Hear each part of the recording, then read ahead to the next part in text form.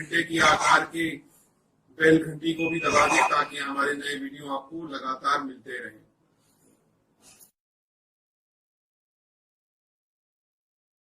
नमस्कार दोस्तों, धर्म रहस्य चैनल पर आपका एक बार फिर से स्वागत है। काफी दिनों बाद मैं आज आप लोगों के सामने उपस्थित हुआ हूं। वजह थी बीमारी।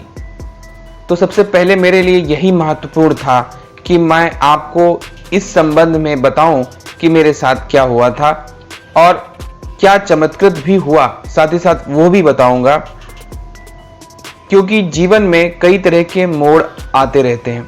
उन्हीं मोड़ों में से जीवन में विभिन्न प्रकार के बदलाव भी निकलते हैं। ऐसा ही कुछ मेरे साथ भी हुआ। तो चलिए जानते हैं मेरे जीवन में ही घटित मेरी बीमारी से संबंधित यह अनुभव और साथ ही साथ एक चमत्कारिक अनुभव के बारे में, जिसके माध्यम से मैं आपको और भी ज़्यादा ज्ञान दे सकूंगा। आज से लगभग 1 महीने पहले की बात है। सबसे पहले मैं माता लालता देवी के दर्शनों के लिए गया।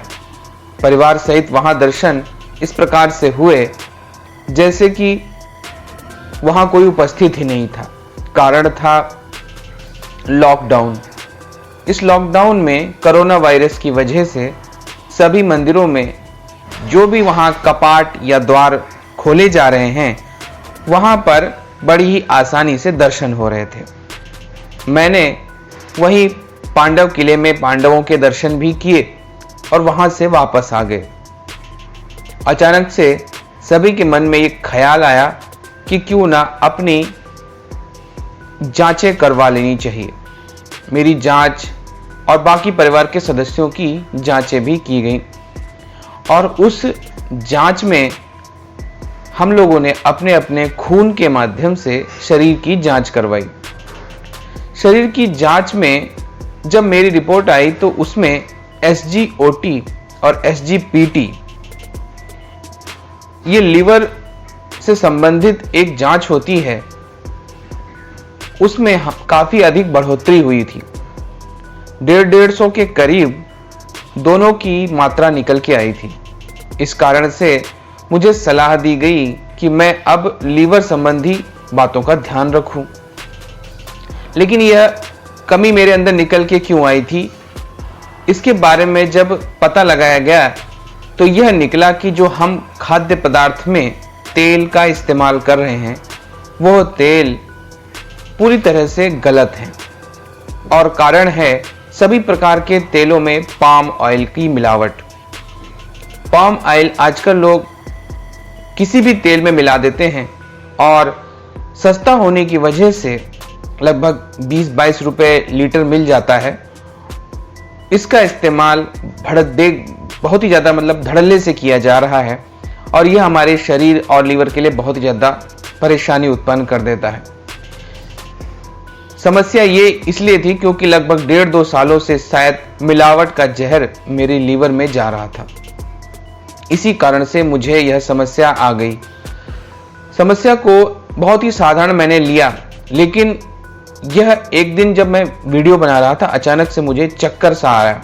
मुझे लग रहा कि कुछ विशेष कारण होगा जिसकी वजह से चक्कर आया होगा। फिर थोड़ी देर बाद सिर में भयंकर दर्द होने लगा। मुझे लगा कि मैं काफ़ी देर तक कंप्यूटर पर बैठकर रिसर्च करता रहता हूं आप लोगों के लिए और ईमेल्स और अन्य कई माध्यमों के द्वारा बहुत ही अधिक मेहनत करता हूं। 9-10 घंटे उस पर मेरे बीत जाते थे। इसी कारण से हो सकता है सिर के दर्द की समस्या शुरू हो गई हो। तो सिर के दर्द की समस्या को लेकर ही मैंने इलाज करना शुरू कर दिया, लेकिन यह धीरे धीरे और अधिक बढ़ता चला गया। फिर जब गहराई से रिपोर्ट की जांच की गई तो पता चला कि यह सब कुछ लीवर की वजह से ही हो रहा है। इसे लीवर से पैदा होने वाला माइग्रेन कहते हैं और यही मेरे साथ हुआ था। माइग्रेन स्वयं में माइग्रेन नहीं था, बल्कि लीवर की वजह से पैदा किया हुआ था और कुछ उसमें चीजें जुड़ गई इस वजह से, क्योंकि हम लोग ज़्यादा मेहनत करते हैं, कंप्यूटर और टीवी मोबाइल की वजह से। तो मेरी जब दवाइयाँ शुरू की, तो क्योंकि मैं एलोपैथी में विश्वास नहीं रखता, आयुर्वेद में ज़्यादा विश्वास करता हूँ, तो आयुर्वेदिक दवाइयों में हालांकि वो जड़ से ख़त्म करती हैं रोगों को, लेकिन एक समस्या होती है। वह समस्या होती है आयुर्वेद पहले रोग को और अधिक उभार देता है, उसके बाद उसे धीरे धीरे ठीक करता है। इसीलिए इतना समय लग भी गया मुझे। तो धीरे धीरे करके मेरे लीवर को रास्ते पर लाने के लिए दवाइयों का, आयुर्वेदिक औषधियों का उपयोग मैंने करना शुरू कर दिया और धीरे धीरे समस्या और भी अधिक बढ़ती चली गई।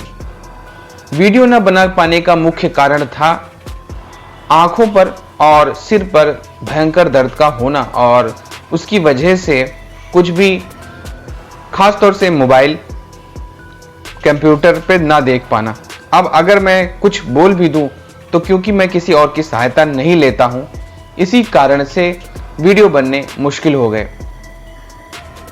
हालांकि मैं जल्दी जल्दी ठीक होने लगा, लेकिन कई प्रकार की चीजों का विशेष ध्यान भी रखना आवश्यक था। खासतौर से कोरोना वायरस की वजह से अन्य तरह की कोई भी समस्या से बचना आवश्यक था।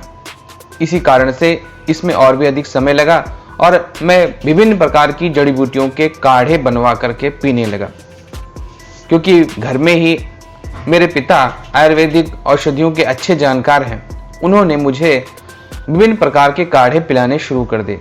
उनका असर धीरे धीरे होने लगा और अब धीरे धीरे स्थिति सुधर भी रही है। हालांकि जब तक कि यह समस्या पूरी तरह जड़ से खत्म नहीं होती, तब तक हो सकता है मैं रोज वीडियो ना बना पाऊं।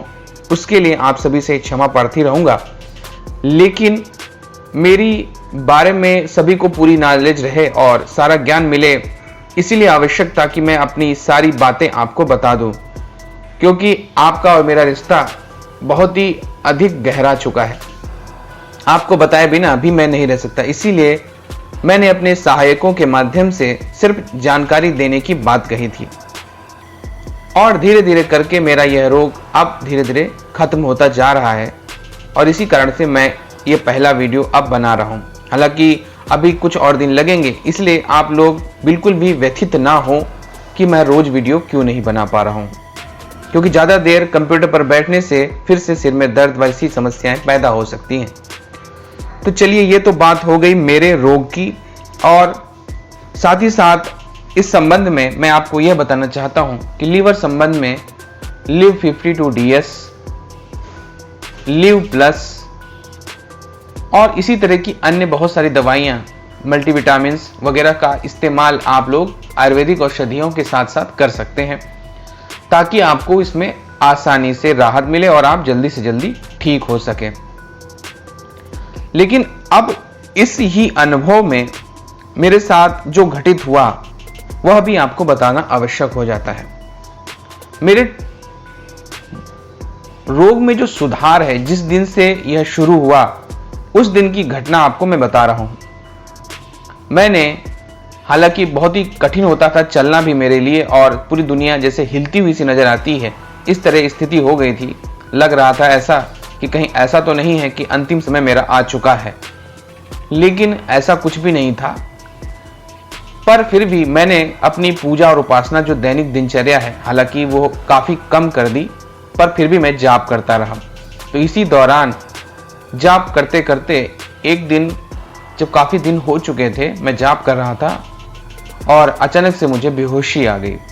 बेहोशी के दौरान ही कुछ ऐसे अनुभव और दृश्य मुझे दिखाई दिए जो एक अनुभव की श्रेणी में आते हैं, वही मैं आज आपको बता रहा हूं। अचानक से झटके के साथ माता के मंत्रों का जाप करते हुए मैं सो गया, या यूं कहिए बेहोश हो गया।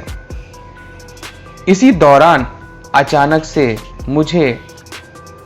मैंने अपने आप को एक मंदिर में पाया।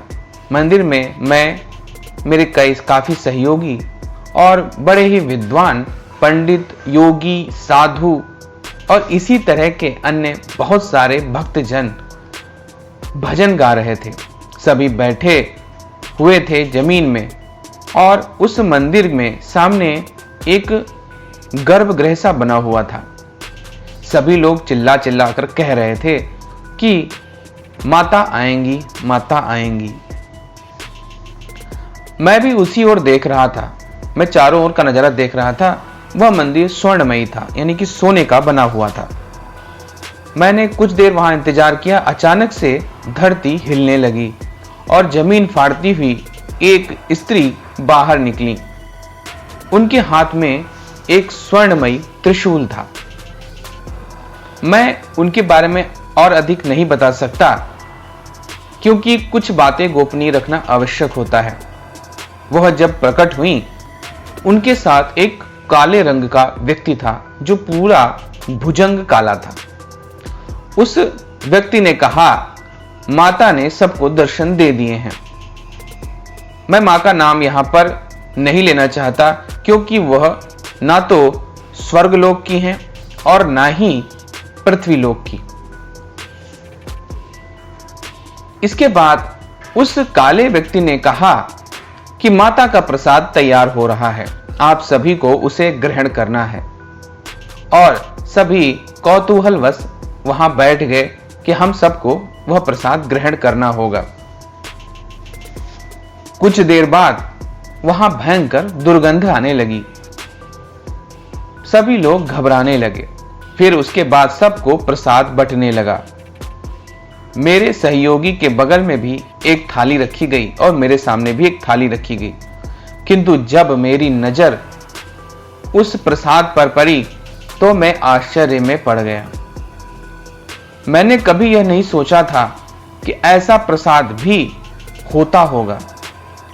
प्रसाद में मरे हुए कीड़े मकोड़े, बिच्छू, सांप, मेढक, उन सब की आंतें, अतड़ियां, शरीर के अंग सब तैर रहे थे। आप यह समझ सकते हैं कि कीड़े मकोड़े और गंदी जितनी भी चीजें होती हैं, जैसी छिपकलियां, उन सबको मिला करके पकाकर एक काढ़ा तैयार किया गया था।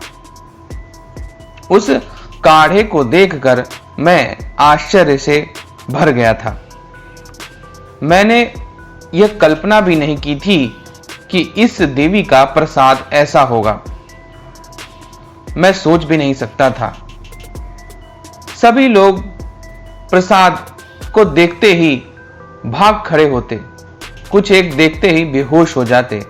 मेरे भी सहयोगी के बगल में जब इस तरह प्रसाद आया तो उन्होंने भी उसे उठाकर हाथ से फेंक दिया, क्योंकि उनके प्रसाद में भी मरा हुआ सांप सड़ा हुआ तैर रहा था।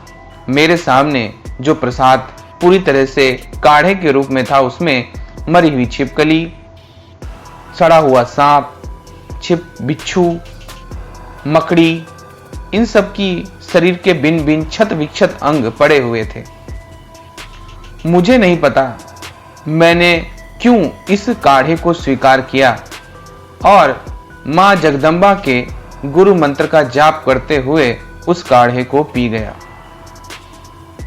मुझे यह नहीं यकीन आ रहा था कि आखिर मैंने ऐसा क्यों किया था। मेरे सामने ऐसा अद्भुत दृश्य क्यों घटित हुआ था। मैंने उसे पी लिया। मेरा पूरा मुंह खराब हो चुका था। मैं उसे गट गट करके पीता चला गया और इसी प्रकार मेरे साथ बहुत ही बुरी स्थिति हो गई। इसके बाद मेरा मन उल्टी करने लगा। मैंने सोचा कि अब मैं क्या करूं। मैंने सोचा किसी अलग ही स्थान पर जाकर उल्टी करना उचित रहेगा, क्योंकि मैंने उन गंदे जीवों का सड़ा हुआ मांस उस काढ़े के माध्यम से पी लिया था। मैं अपनी जीभ को अपने हाथों से रगड़ता हुआ उस स्थान से अब उठकर जंगल की ओर भागा। जंगल में चारों तरफ दिव्य वनस्पतियां चमक रही थीं। वहां का जो जंगल था वह ऐसा अद्भुत था कि जहां पर सारे जंगल में मौजूद एक एक वृक्ष, कोई पेड़, कोई पौधा, कोई वनस्पति प्रकाश से चमक रहे थे। हर एक वृक्ष में अपना अलग ही दिव्य प्रकाश मौजूद था। वह चमकता हुआ प्रकाश मेरे लिए अद्भुत रहस्यमयी था। मैं उस जंगल में जैसे जैसे इधर उधर आगे बढ़ता गया, सारे के सारे पेड़, वनस्पतियां, वृक्ष ऐसा लगता जैसे जीवित हैं और मुझे देख रहे हैं। सारे के सारे मुझे आश्चर्य से भरे हुए नजर आ रहे थे। सब के सब मुझे ऐसे देख रहे थे जैसे कि जीवित हो। सारे पेड़ पौधे वनस्पतियां सारे अपने प्रकाश से दिव्यतम रूप लिए हुए थे। उनके अंदर तीव्र प्रकाश भरा हुआ था। उस प्रकाश के कारण से अद्भुत एक वातावरण सा बन रहा था। मैं उस चमत्कृत दृश्य को देखकर आश्चर्य से भरा जा रहा था। तभी मुझे किसी की आवाज आई, सुनो, रुको। इसके बाद क्या हुआ मैं आपको अगले भाग में बताऊंगा, और जब मैं यह कहानी अपनी आपको बता दूंगा उसके तुरंत बाद हमारा बचा हुआ मठ और मंदिरों का जो कहानी है उसको मैं शुरू करूंगा। रोज वीडियो अगर नहीं आ पाते हैं तो उसके लिए मैं क्षमा प्रार्थी रहूंगा, क्योंकि बहुत देर तक कंप्यूटर पर काम अभी मैं नहीं कर सकता हूं। तो ये थी मेरी अनुभव की पहली कड़ी जो मेरे साथ साक्षात रूप में घटित हुआ है और मैं आपको आज बता भी रहा हूं। और उसमें से कुछ बातें जो गोपनीय हैं वह नहीं बताई जा सकती, वह मैं आपको नहीं बता रहा। बाकी यह सत्य अनुभव है जो सिर्फ और सिर्फ मैंने अनुभव किया है, और इस अनुभव के माध्यम से जो मुझे ज्ञान प्राप्त हुआ वह ज्ञान भी आपको मैं भविष्य में देने जा रहा हूं। इसलिए इस कड़ी को अवश्य ही जरूर सुनिएगा। आपका दिन मंगलमय हो। धन्यवाद।